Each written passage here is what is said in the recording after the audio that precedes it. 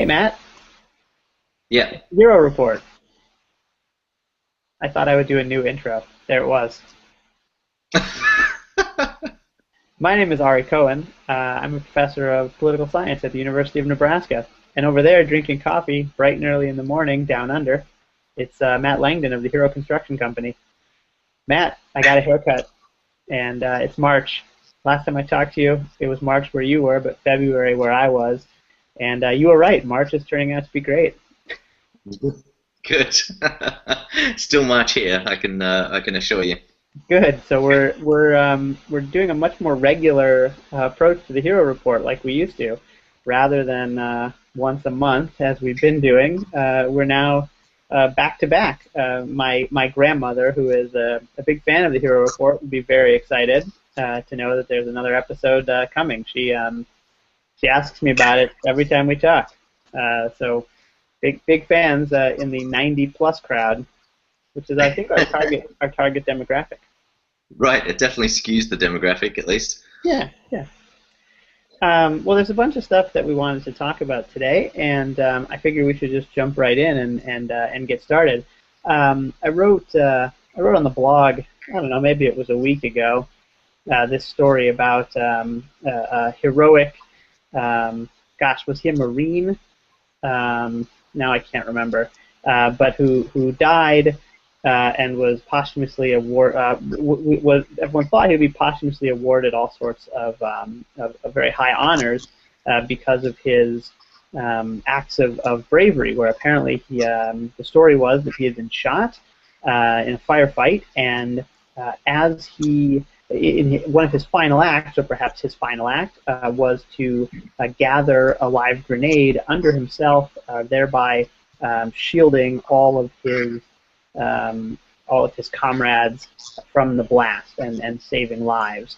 The interesting thing, of course, is that now there is some doubt, maybe I would say a lot of doubt, about whether that heroic act actually happened, and whether instead it was a story that was constructed by people in his squadron on the ground, um, because there was some concern that perhaps he had died from friendly fire. So I thought this would be an interesting thing to talk about because it tells us, I think, something about the construction of the hero narrative, and sort of what it can be used for, and once it's out there, sort of what it means to try to take it back. Yeah. So I wondered what you thought about the story to begin with. Well, I think I sent that to you for the very reason that you're talking about. And I think you didn't get as deep as the article got. I think, as far as suggesting that it was all fabricated. It seems that there's no doubt that it was fabricated, and now it's a battle between some Marines saying, essentially, this guy is a Marine, so he's a hero. Why are you trying to tarnish his reputation? Where a number are saying independently that there was no jumping on a grenade, and that it was in fact probably friendly fire that killed the guy. And really the entire motivation was, let's give this guy a hero's death because we shot him. And so it is that idea of heroes being heroism being assigned by others, right? That's how it goes generally. No heroes are going to walk up to your door and say, I'm a hero. It has to be assigned by somebody else. But I think, and this is not the first time that this has happened. Even in my memory of military heroes, and I know Anne Medlock left a comment on your blog post about Jessica Lynch, Pat Tillman, these people who have been sold as American heroes, who when the real story came out, it was very much less clear. So it's that I guess there's two parts to this. It's sort of the the ease and the apparent necessity for the military to provide heroes. And the second part is that this thing that we've talked about many times of if you're in the armed forces, then you're a hero. End of story. And that seems to be the defense of a lot of the people saying sharing this grenade story, standing by this grenade story. Right. Yeah. I mean, I think that one of the things that's so interesting to me is that I got a little bit of pushback when I blogged about it from a friend and colleague who said, well, most of our stories about heroes, our great heroes, are all, I mean, they're legends, right? And they maybe didn't do what people said they did, and maybe it's been embellished over time, and what matters is that it's motivational, right? It gives people something to emulate. It sets someone up as a role model, even if it's not strictly true that this person did something that's worthy of emulation. There's something to be gained from the story. I thought that was really kind of fascinating. It seems to me kind of it seems to me problematic and a little bit wrong-headed to say, well, as long as it's a good story and there's a hero in it, no harm, no foul. There's a difference between embellishing stories and fabricating stories. So, right. The legends, there's some kernel of truth there generally. I mean, I think in today's age you can't have a legend based around a false story. There has to be a kernel of truth there. Otherwise, this kind of thing happens. I mean, there are too many eyes and ears and the ability to spread your message these days for you to have something that's completely fabricated. Yeah. Whether everyone listens to that or not is another matter. Right, and this isn't literature, right? I mean, we're not creating characters, to have stories about their heroism so that we can learn a lesson from them. This is real life, and there were consequences, obviously, for fabricating this story. And one of the things that I thought was sort of the most interesting to come out of it was this, the politician who's quoted in the article, who says, "Oh, it doesn't matter. There's no reason to question it." Right? I think that one of the things that you really see here is that people who want to make use of the story for their own ends are quick to say, let's not look any more deeply at this. Right? Here's someone who was fighting overseas for his country, and that's all you need to know. Right, was essentially what the message of the politician was. We don't need to delve any deeper or hear any more about what actually happened, and that I think is very, very troubling. Yeah, and it's sort of this idea of, well, what's the downside of sharing the story of heroism, right? That seems to be the attitude. Well, there's no harm done here. So right. I mean, the harm is that I mean, it's false, and it provides an image of war that's maybe not true. Well, I mean, I think that's the most damning part, right? Is that people who get excited about this as an example of exemplary military service, right? An ideal type. Have to confront that the reality of the story is this guy who they held up as being their hero, right? This is the pinnacle of what it means to serve your country. He was actually shot by other people who were serving their country, right? By his comrades, by people he trained with and that he went into battle with.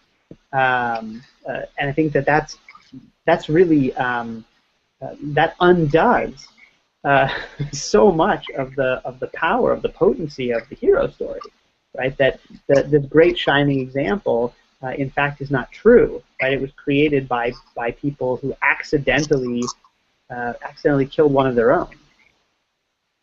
Right, and it's a shame because there are people who do this, or who have done this jump on a grenade act of heroism. So it seemed, it's it's not like we need another story of that. We can share the story of Michael Mansour, who did it. That why do we need a choice of soldiers who jumped on a grenade to protect their comrades? Comrades is the wrong word for the U.S. military, but we don't need a choice of the same story. Is it cynically designed to cover up a friendly fire death? Is it, the Jessica Lynch story was produced to cover up a mistake? And I mean, the Pat Tillman argument still goes on. I think that it certainly can deflect attention, right? If you and it shows that if you label someone a hero, they're above reproach. The whole situation. Why are you questioning this? We're talking about an American hero here. Like you say, end of story. Right. And people will want to suggest, I think, that even if this isn't true, right, this particular story turns out not to be the case, well, so what, right? As you pointed out, and as we've talked about before, there are people who will say, well, he's still a hero, right? Because he was over there and he was fighting, and that's heroic, full stop. Right. Yeah. Well, I mean, to me, it was actually kind of I have to say it was a sad story, right? I mean, highlighting it's sort of, all of these examples of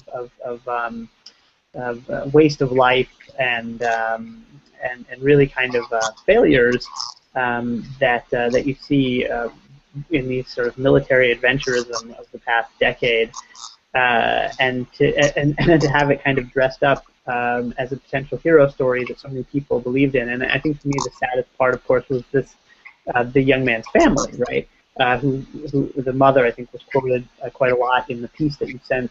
And these are people who don't know what to think, right? I mean, they've lost a loved one far from home to terrible violence, and they're told that it was actually in service of a great good, and this person would be eligible for all sorts of posthumous medals and awards, and all of that unravels, right? It's I think sort of compounding a tragedy. So for me, that there's a real subsequent human cost that underlies all of this, right, back at home for this person's family. Yeah, and I think, I said to you in our not very deliberate and planning emails for these episodes, but I think it maps fairly closely to Oscar Pistorius' trial.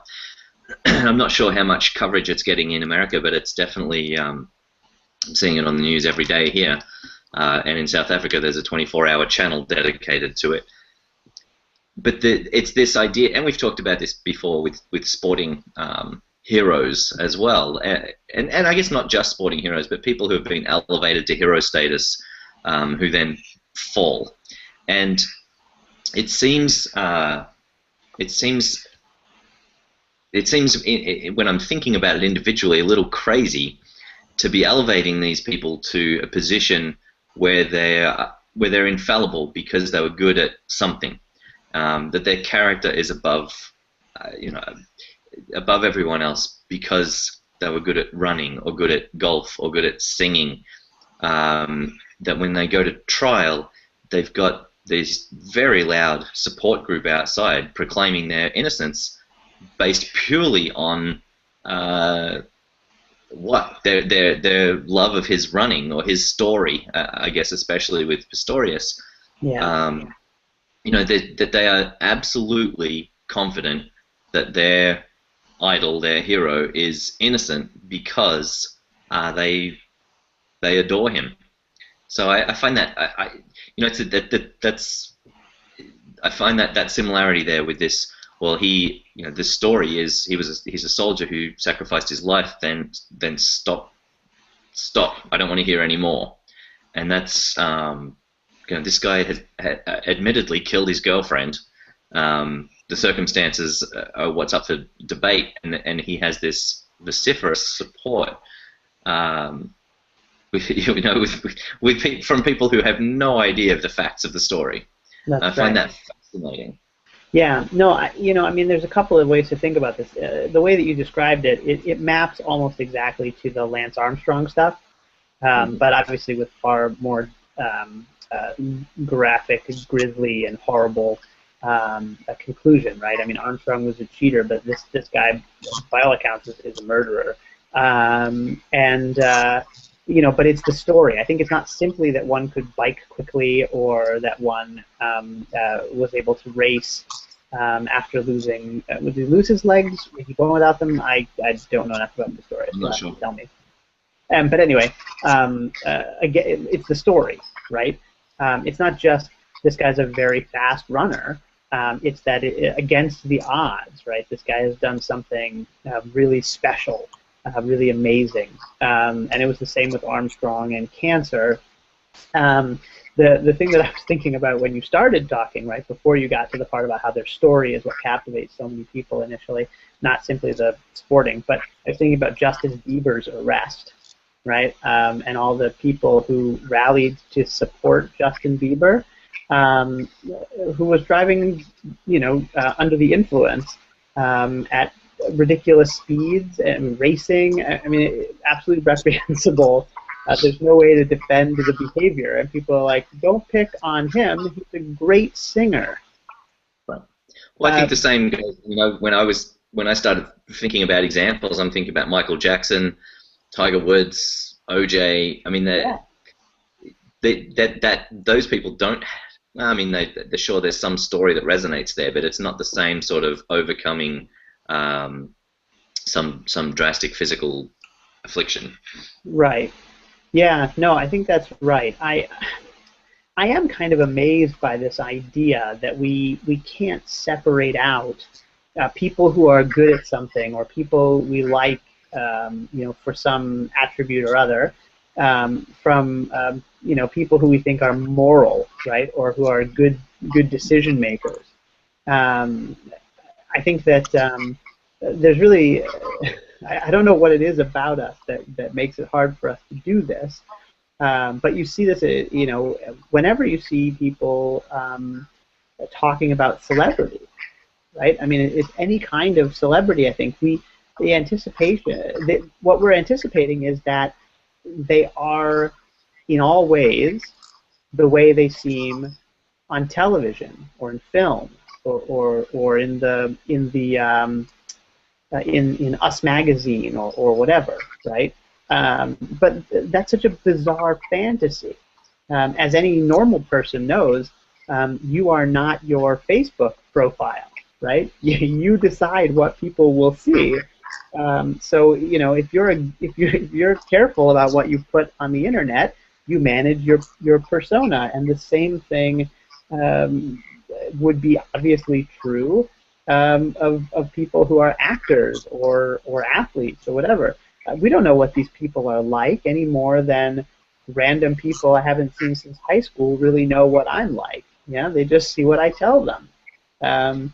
But for some reason, people are completely caught up in this idea that celebrities, people we really respect about with regard to something or other, are in great shape all the way around. Yeah, it's funny. I mean, we're kind of talking objectively here, but I know that I have the same.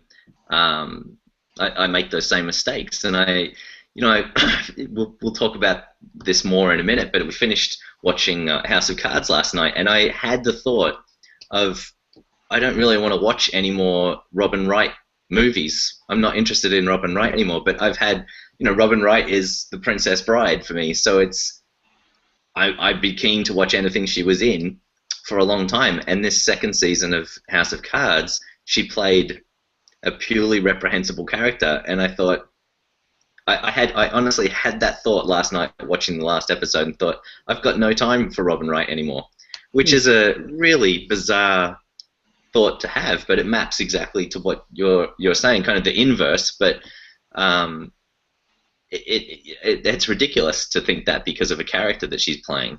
But you sort of you map on these intentions, right? So she must be playing this character because she's more like this character, or you know that. Yeah.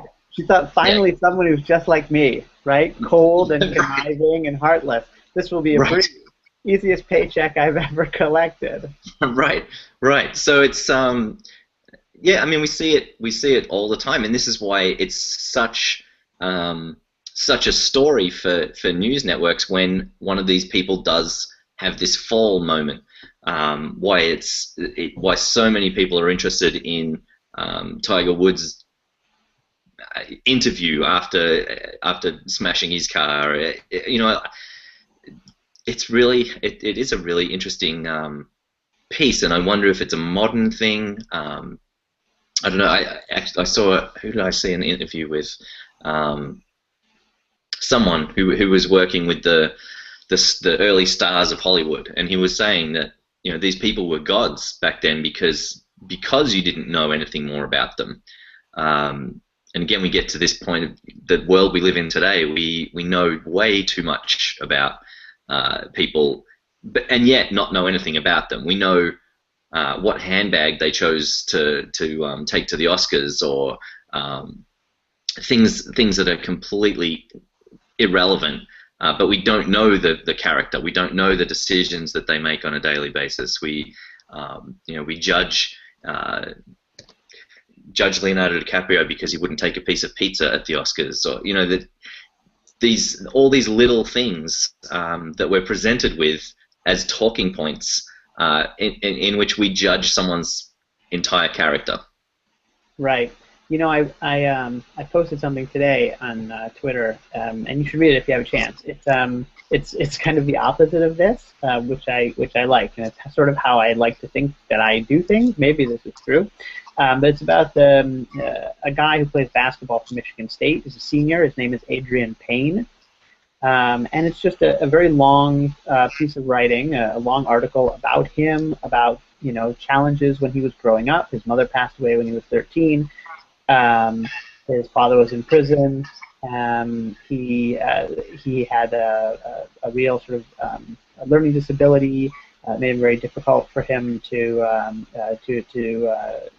keep up in school, and so on and so forth. Now he's going to graduate from college. I think he's going to be the first in his family to do it. He'll probably be a first-round NBA draft pick. And he has this very special relationship with a young girl in East Lansing, I don't remember which one, who is battling cancer, and it's just this sort of incredible story, and you know, that's the kind of depth that it would be nice to get when it comes to public figures, right? People who are good athletes. Most people just know that he, you know, averages this many points and this many rebounds, and they hope he's a good person. You know, but this story really gives you a lot of insight into his character, and thus I think if he was found himself running afoul of the law, it would be a real surprise, right? Given all these things that I now know about him, having read this piece, I think that you know, I would really be thrown for a loop, because here's someone, you know, who really does, you know, who's really overcome a lot of adversity. He really sort of puts himself out there for others, right? He's someone who you might say, this is a real role model, right? This is someone you'd like to go speak to kids in high schools or whatever, right? You know, it's a very different story from people where we make these assumptions about them. We don't know anything about them at all, right? The chance to actually learn something about these people and see sort of a full, more well-rounded picture of who our role models, you know, our celebrity role models really are, what they're really like. Maybe that would be a way to battle the kind of hysteria that crops up when someone we don't know does something that we simply can't believe based on all the things we don't know about the person. Well, yeah, but I think that the little things are more attractive to the average person, right? I'll give you an example from the Oscars. You know, Angelina Jolie won some humanitarian award, and it's certainly not her first humanitarian award. And yet there are, I don't know, I was going to say millions, probably millions of people who just reject her as a useful person in the world because of how she looks, or that she stole Brad Pitt. That these things are eternal, and they don't. There's no inside knowledge of what happened in these. You know, why Brad Pitt is with her instead of Jennifer Aniston. Nobody knows this. They just know the narrative, that she's a husband stealer. So that's it. End of story. She's the worst person in the world. And so there's no interest in learning about what she's doing around the world. And I think it's funny. It's interesting. I had that conversation. I had to defend listing her as a hero a couple of times in presentations in schools, where, you know, I remember a teacher came after me after the presentation and said, "I can't believe that you're holding her up as a hero because of what she's done," and you know, and then said you should be sharing Mother Teresa, not Angelina Jolie. And it's you know, people are very passionate about the people that they either love or hate, and they, you know, they have no. Jennifer Aniston. Right. She's right. Yeah. So it's this I guess this world that we live in of all the little bits that we get, and then we think that we know people, so we're shocked when their hero status falls away. Yeah, that's right. Well, maybe this is a good time to transition over to something that might be more lighthearted. I don't know. We'll see if it ends up being more lighthearted. But that is, of course, our heroism in pop culture that we occasionally like to talk about. And in particular, you Matt, have finally finished season 2 of House of Cards. So, and I, of course, finished. I binge watched it. I was done in 6 days. So we should say at this point we're at the half-hour mark. So there will be most likely spoilers after this. They will probably not be limited to House of Cards. They may also include things like Breaking Bad. If there's anything else, I'll shout spoiler alert before I use another example. But tell me, Matt, season 2 of House of Cards, you I think were not enchanted by it, and you raised this sort of question to me in our preparatory discussion about kind of anti-heroes, or, you know, villainy in pop culture, and maybe why people are interested in it, or how uncomfortable it is, or something like that. So, what are you thinking? Well, so my experience has been that I watched the first season when it first came out, which is, what, I don't know, a year ago, more than a year ago probably. But my wife did not. So with the second season coming out, I thought it's probably a good idea to watch it with her, and then we can watch the second season together. So that's what we did. And I really enjoyed watching the first season again. It held up. And then starting the second season, we binge watched, I think, 8 episodes. And then we kind of looked at each other after 8 episodes and said, what is this? You know, it had lost subtlety, I think, or it had lost ambiguity. That everyone had basically become evil or useless. As I think you alluded to, the president and his wife were basically pawns.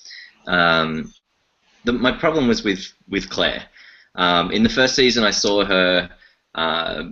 Certainly, she was a teammate of Frank. They definitely had a goal. They had things they were moving towards. But she had this interest in her water-based non-profit. She had questions about whether she should be sticking with Frank. She flew off to have a weekend or a week away with an old fling after flirting with him on and off for numerous episodes. And then the second season, she just became kind of this ice queen, where I mean, especially the first episode, and maybe it spilled over to the second episode, but where she was just said some horrible things, like horrible things. And then in the last episode, or the second last episode, she broke down crying on the stairs. And both my wife and I said, what is she crying about? Are we supposed to be feeling sorry for her now after 11 episodes or whatever it was of evil? Is she crying because she's exhausted, because she's stressed, because she's remorseful? You know, what is this? And there was no answer to that. And so what my frustration was after 8 episodes, and it continues after 12 episodes, is this main character is just bad. He's a bad person, and you know, my hope for a show like this, or for a story like this, let me say that, is that the bad guy should have some repercussions. Should be some level of punishment or something to make me want to keep watching the story. And the thing is, as we were watching the story, I knew that the third season was being filmed, so I knew that there was not going to be some catastrophic failure. And so that really took away from my interest in watching the story too. It just doesn't interest me in watching 12 hours of a bad guy doing bad things. And so I said to Karen at the end, and I think it was in the final episode, I said, I've got this feeling that I know that I've talked to you about this recently, of why am I watching this show because the bad guy's going to win. And we'd thought about it for a couple of minutes, and she said it was Breaking Bad. And that is the same experience for me, that why am I watching this show when it's just a bad person winning everything? So, and then, you know, then I expand onto, well, why is everyone loving watching this show where a bad person's winning everything? Right. So my sense is watching bad people win everything is fun sometimes. And the reason I mean, it's fun to watch someone who's completely, maybe he's amoral, I don't know, maybe he's immoral. I mean, it may just be that he has no use for the morality. But there's something, to me, there's something interesting in that and something fun in that, because it's not something that we get all that often. We're getting it more often than we have in the past. But if there's one thing that I mean, I don't know how this will all end, because I haven't seen the British version, which maybe is good for me if I'm still interested in seeing the American version. But what we're all trusting, I think, deep down, is that he'll lose. He'll pay, right? The story is not done unfolding, and he'll get his comeuppance, right? It's the same thing in Breaking Bad, just as in Scarface, or Richard III, right? You know, you watch a bad guy do bad things for hours, trusting that in the end he'll get his comeuppance. You know, if the end of Richard III was Richard III, you know, riding off on his horse gallantly after winning the battle, we'd be really disappointed, right? But we all know that he gets killed, so it's okay, right? I mean, he's a monster, but he dies.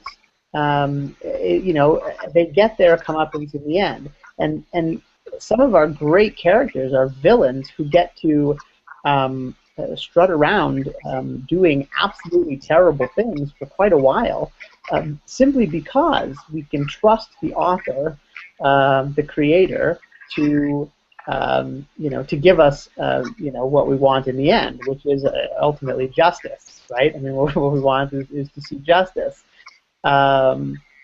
So My sense is that there'll be a real rebellion if Breaking Bad, if Breaking Bad had ended with Heisenberg ascendant, and I think there'll be a real a problem if Frank Underwood just, if season 3 ends with him just having an average presidency. Um, uh, I think that's what we trust, right? And we're allowed to kind of have this. We're allowed to live in this fantasy world where bad people can do terrible things with impunity, only because we know that they're not going to do it forever.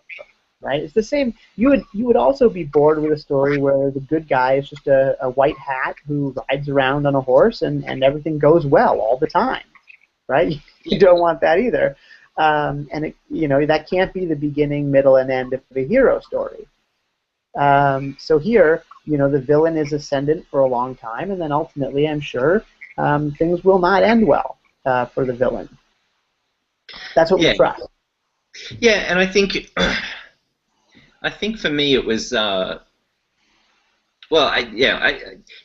struggled because the other characters all started just being horrible people. I think, and like I said, I think Claire was the big one.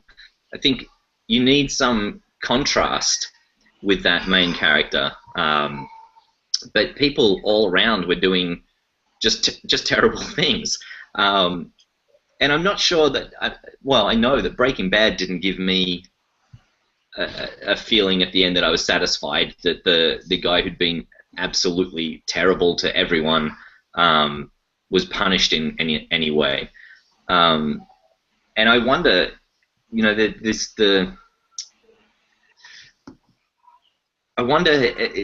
just doesn't seem to fail at all, Underwood.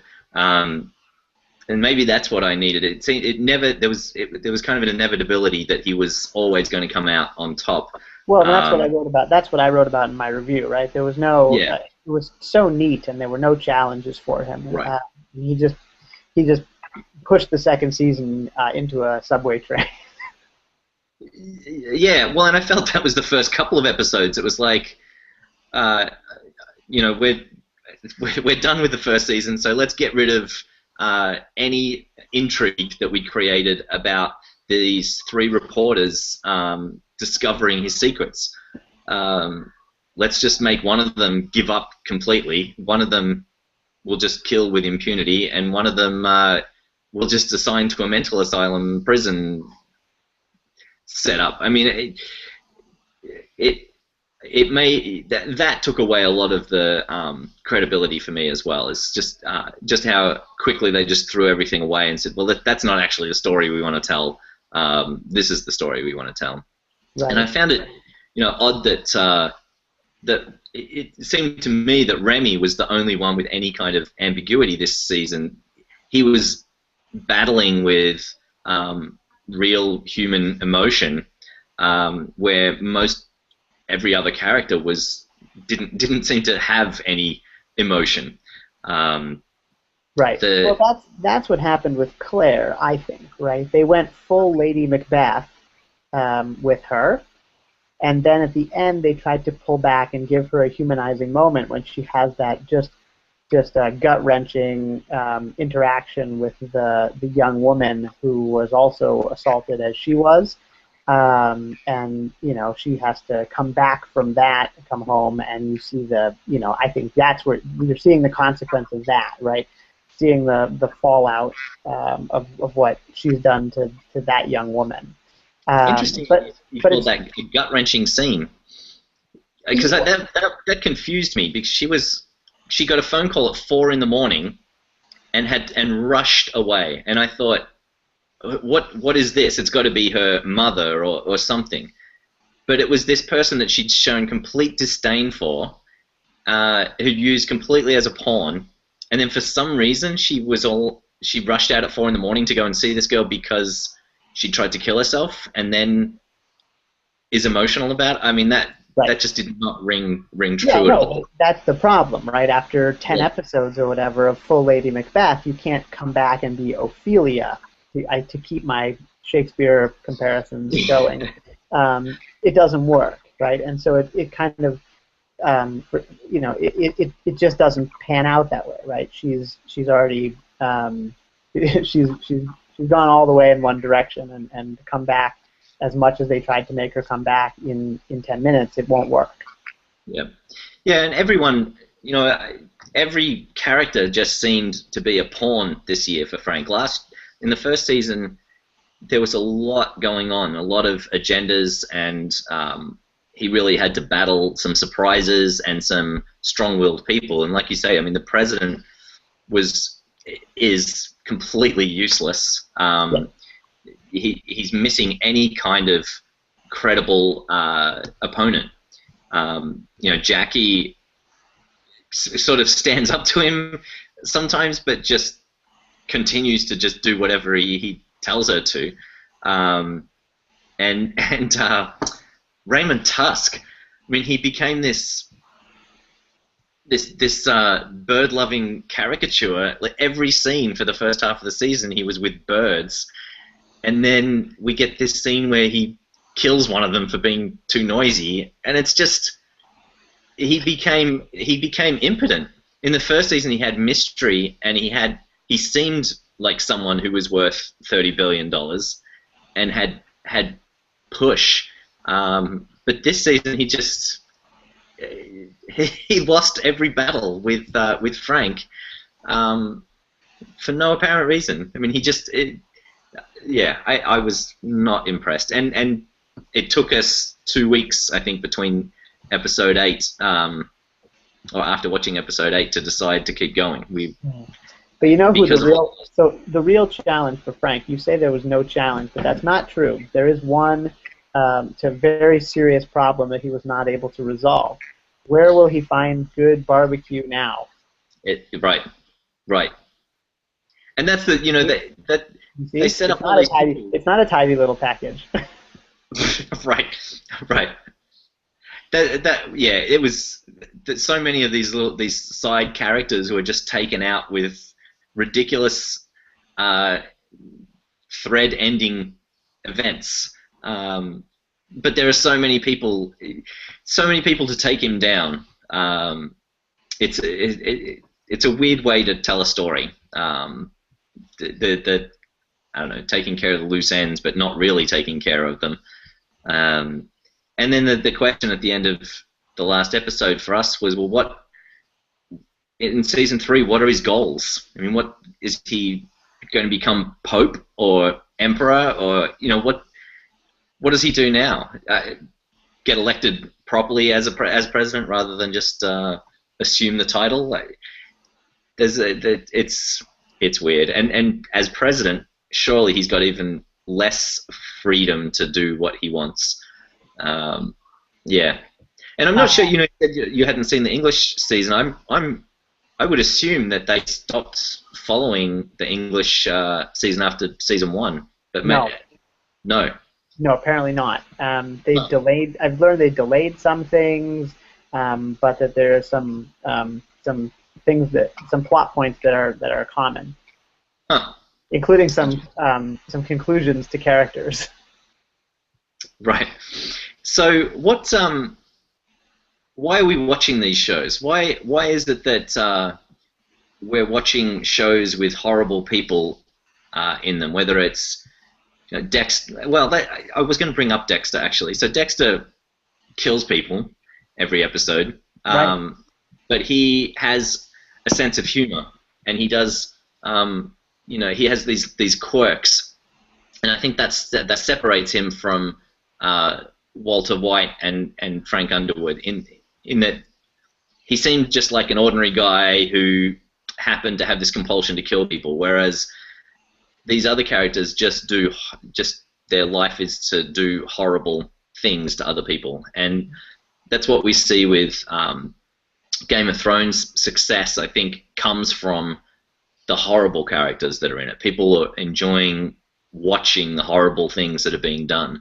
So why are we enjoying watching a heroic story where, like you say, not just a hero on a white horse succeeding in everything, but why aren't we seeing someone with character overcoming challenges?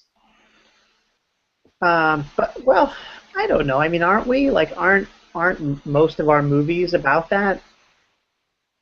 And isn't that a multi-billion-dollar industry where, I mean, people are typically going to see movies where there's like a character, a protagonist who faces some challenge and overcomes it, and things turn out relatively well in the end. I don't know. That's sort of how I think about it. I think that these things that we're talking about are actually kind of rare, and that's sort of what interests me about it, right? It's a different kind of storytelling to keep people coming back to watch, you know, terror or reprehensibility or whatever we want to call it. That's very different from something where you know the sort of typical arc that you're going to follow. Right? I mean, there's a bunch of the Best Picture movie, the Best Picture nominees. I haven't seen maybe any of them because we don't see movies in the movie theater. But how many of them are, triumph over adversity stories deep down? Well, I think right, but I think the difference is the medium there, movie versus TV series.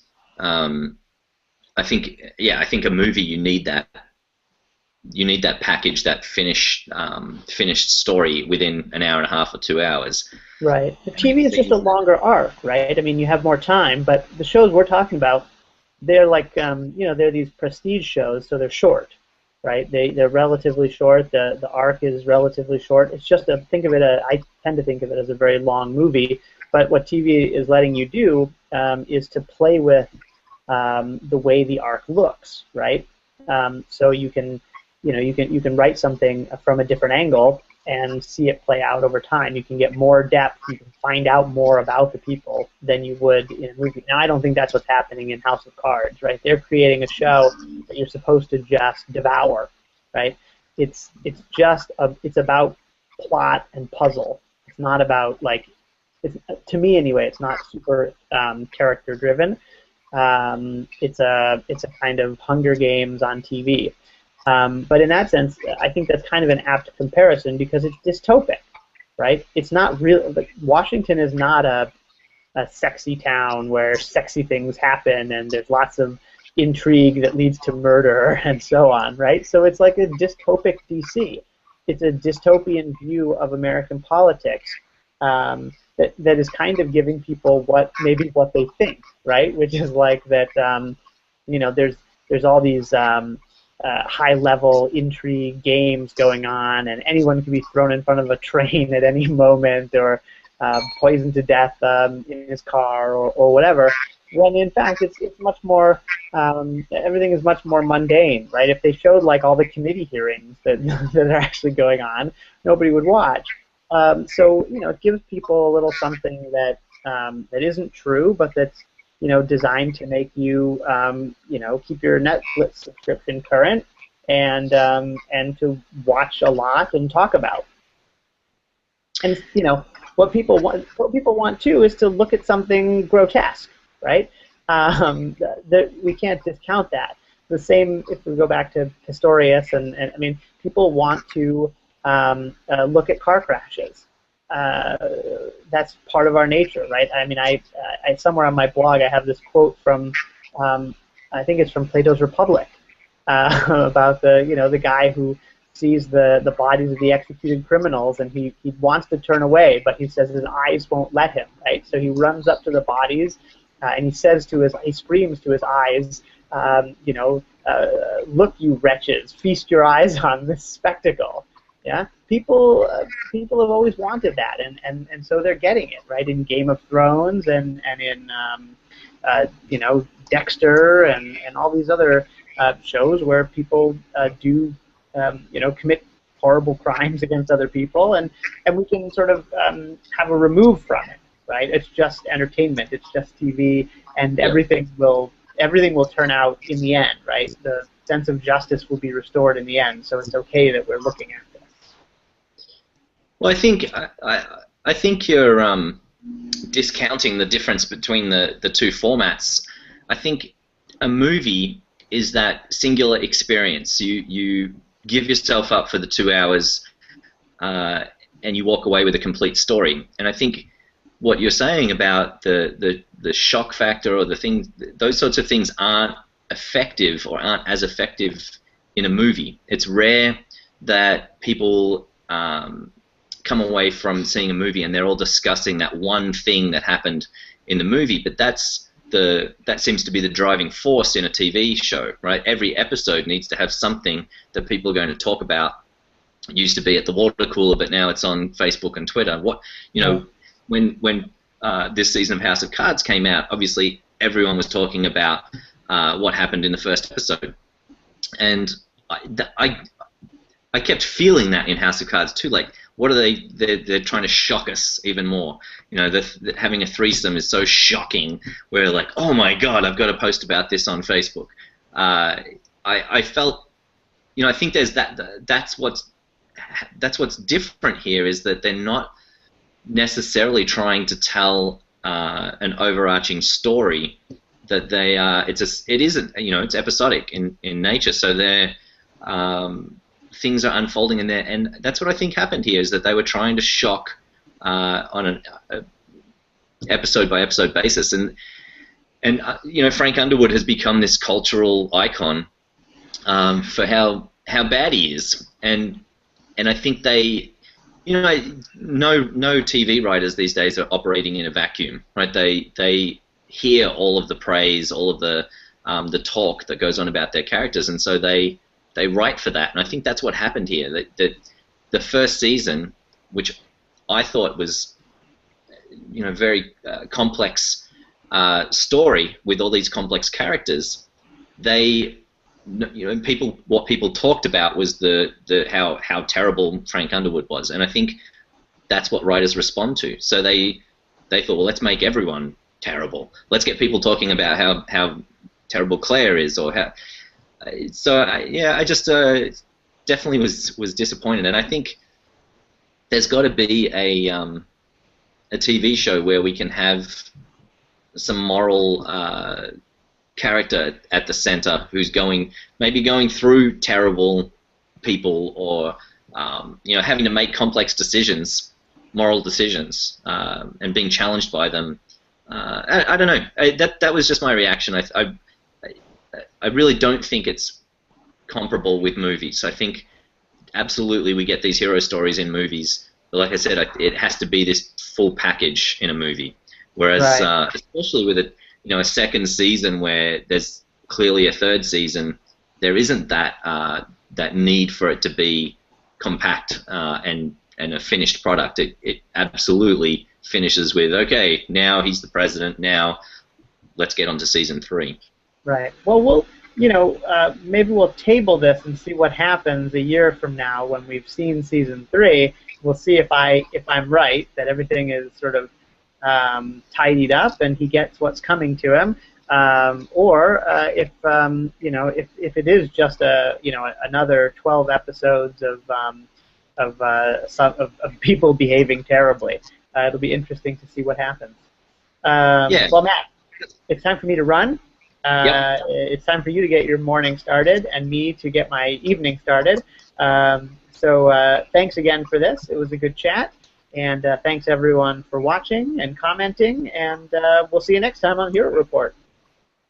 See you next time.